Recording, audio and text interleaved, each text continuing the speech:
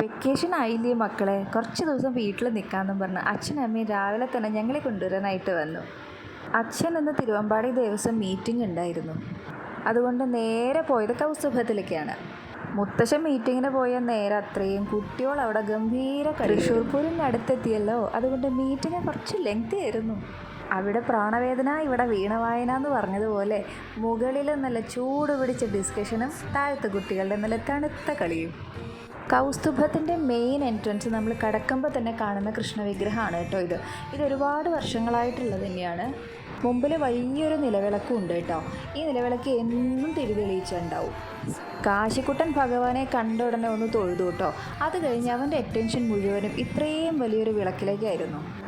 അച്ഛൻ അവിടെ നിന്ന് എളുപ്പം ഇറങ്ങില്ല എന്ന് മനസ്സിലായപ്പോൾ ഞങ്ങൾ ഓട്ടോ വിളിച്ചിട്ട് പോന്നു കേട്ടോ. അങ്ങനെ ചൂട് പിടിച്ച നഗരത്തിൽ നിന്ന് തണുത്ത ഗ്രാമത്തിലേക്ക്.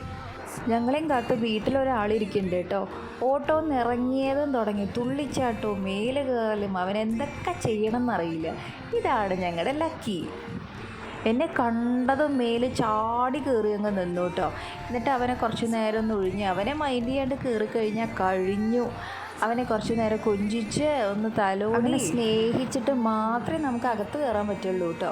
1 മാസമുള്ളപ്പോൾ ഞാൻ മേടിച്ചതാണ് കേട്ടോ ഇവനെ.